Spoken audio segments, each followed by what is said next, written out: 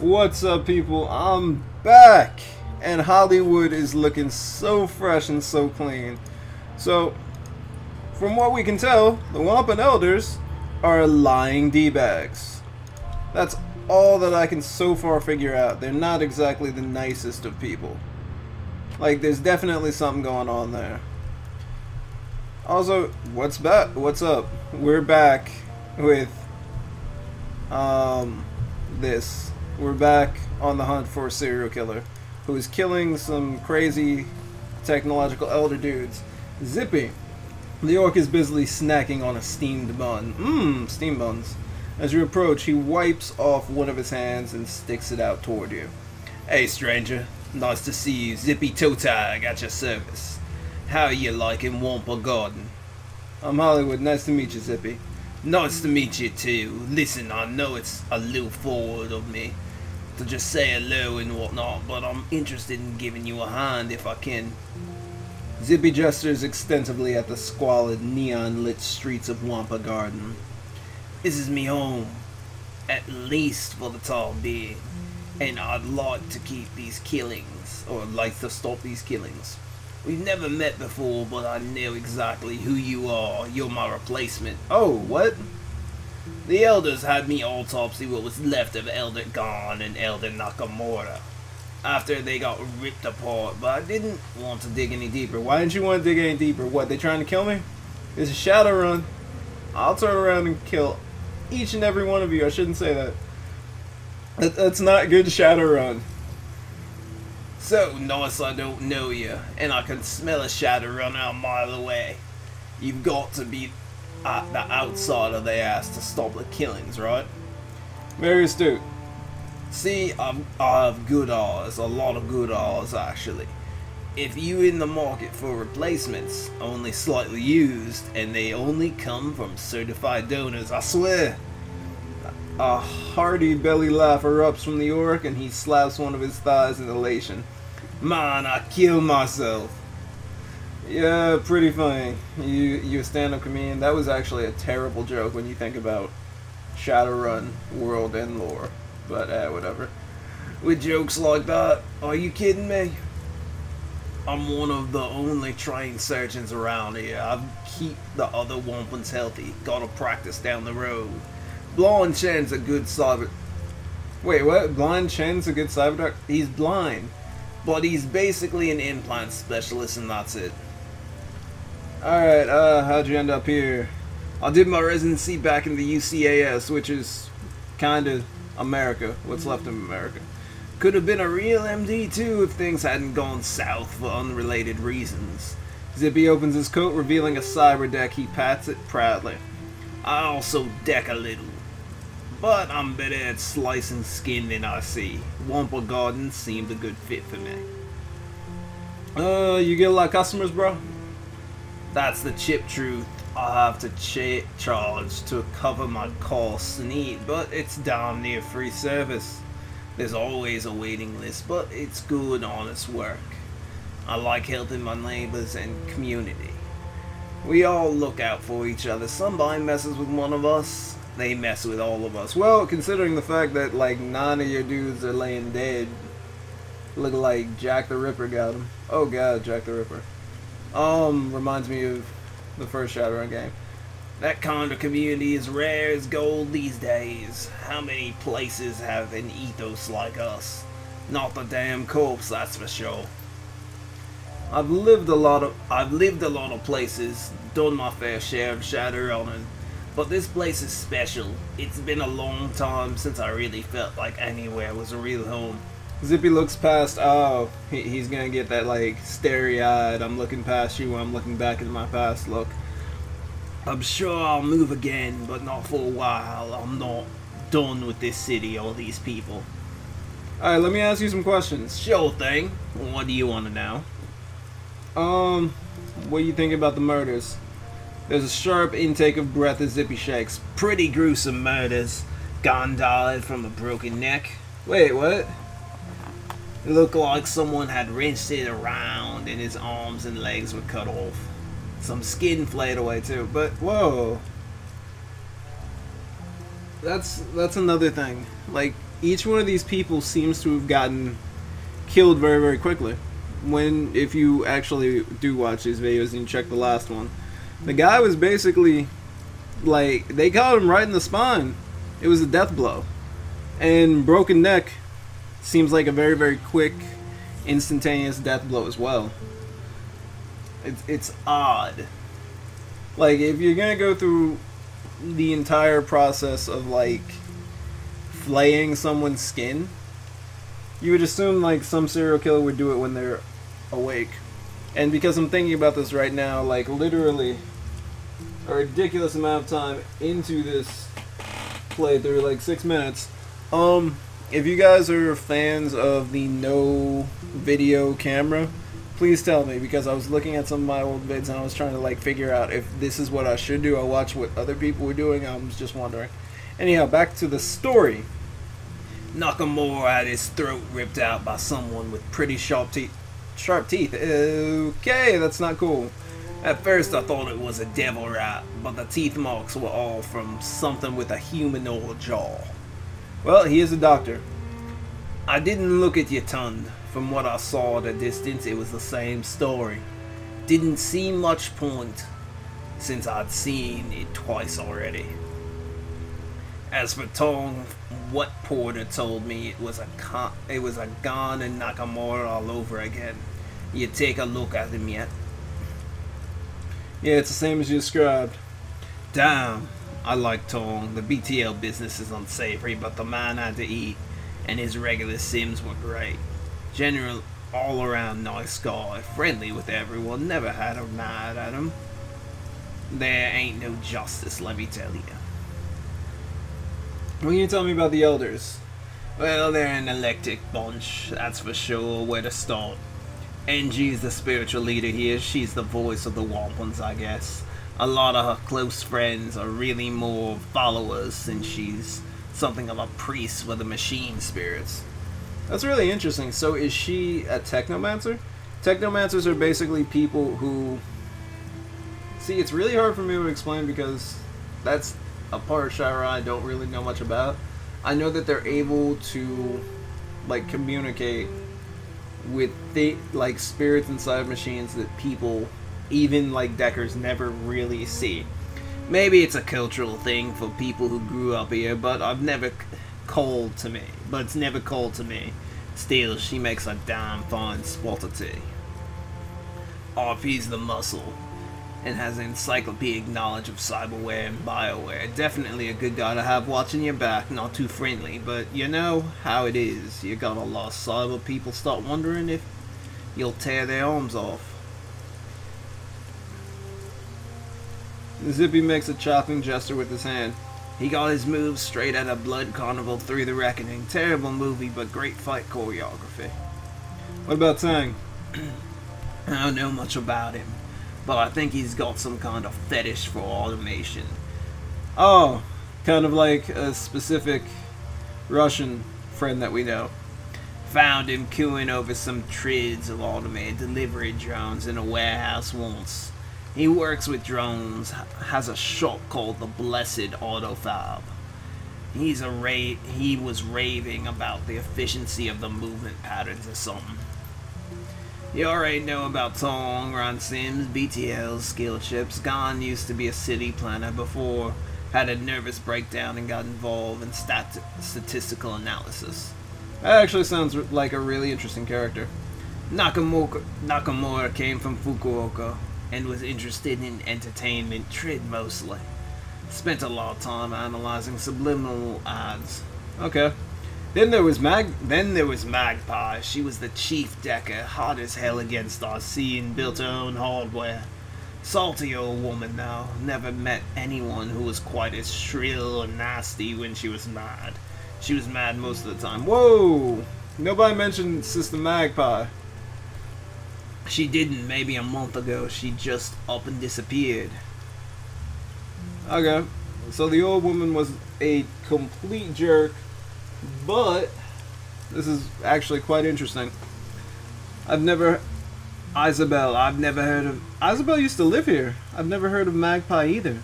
She must be one of the newer Wampans. If she was the Decker, she would have replaced Elder Gao. No surprise there, Gao was older than Quinn shot. Nope. Oh, the Terracotta Warriors. When I was learning decking from him, he could barely get out of bed. Still fast to sell in the Matrix though. So there's a new Elder. It's a stupid name. It doesn't actually have much to do with time spent in the community. That has not something to do with it, sure, but it's about how skilled you are, how good your connections are, and how much you can help everybody else. Should have called them experts or something. Yeah, that's kind of odd because elders are usually picked from the community because they kind of, well, they're an elder, they grew up there, they've spent time mentoring people. They're pillars of the community. Bingo, that's exactly it. She was only here for about 3 years, but she knew a lot of people all over the Matrix, in Shanghai, in Beijing, all kinds of places. That plus her skill meant she was a shoo-in when Gao died. Where do you think she went, man? No idea. One day she was here, the next poof. Okay, that does not sound good. Yeah, she's a little old to just disappear, right? Of course it's odd. She owed me lunch too, and she was the sort who paid her debts promptly. So she paid her debts promptly and she just disappears. I think we found another... she's definitely a victim. But my issue is, why didn't the elders tell me that one of the new people got murked? I'm guessing Magpie was before the others. You might want to check out her shop, it's all locked up. But the other elders have a spare key. Couldn't hurt to look around. And even though Magpie was always butting heads with the other elders, they wouldn't have any reason not to let you in. What do you mean button heads? Ooh, this is getting juicy. Magpie and the others never saw eye to eye. She was contrary for the sake of it. Most of the rest had a grand vision for what they wanted this neighborhood to become. Magpie just wanted to deck. She was only an elder because they needed someone with her Matrix tops. Oh, that's not cool. There's a big argument. I think Nakamura wanted to expand its pirate trade business to the Matrix, and she just absolutely refused. Why'd she refuse? She said something about not using up valuable bandwidth for trivial entertainment bullshit. I like her. So she was blocking them. What do you mean by that? Everybody needs their Matrix skills for their business to run properly. That's not cool. Wait. So you're telling me a bunch of people in this area relied on only one person for all the Matrix skills when everyone else should be like super technology based? They're the Deckers, but she had the infrastructure. Okay. She had the connections, she had the hookups. Sounds like she was critical. Yes and no. She was, but since she disappeared, the LP's taken over running the Matrix.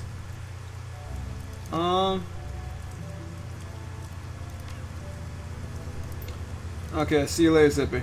That is very, very intriguing. Let's get the key to Magpie's shop.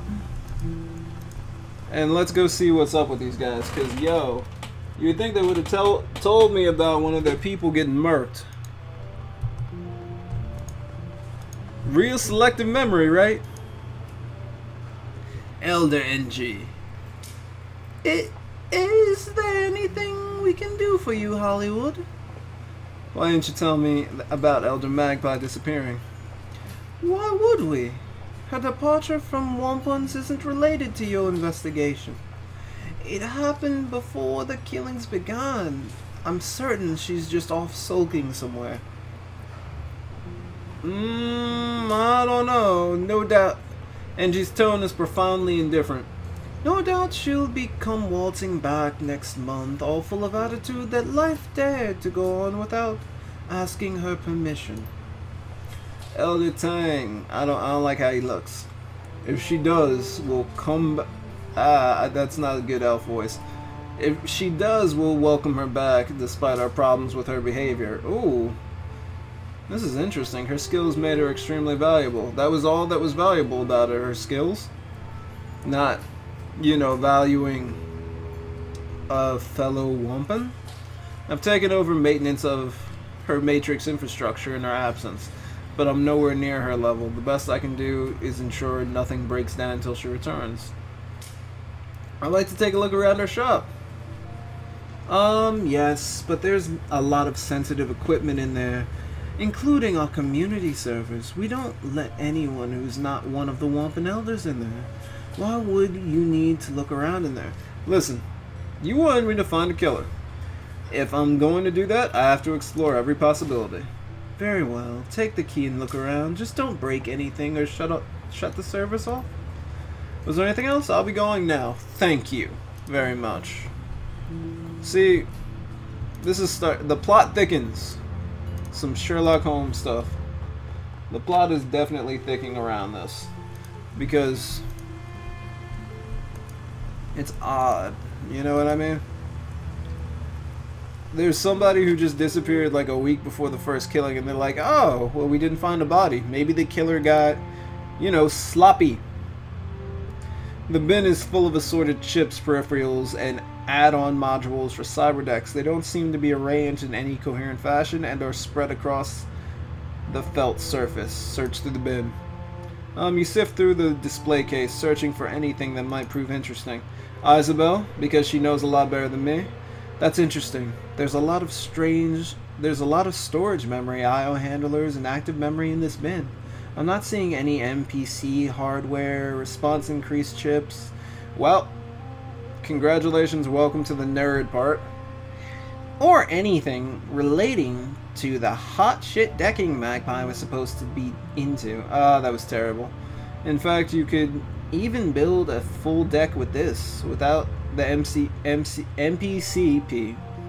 It'd be just a glorified comlink. Really? What do you think that means? So she's missing all of her like major decking parts. Was this like, is someone trying to like push the Wampins for tech and money? I don't know.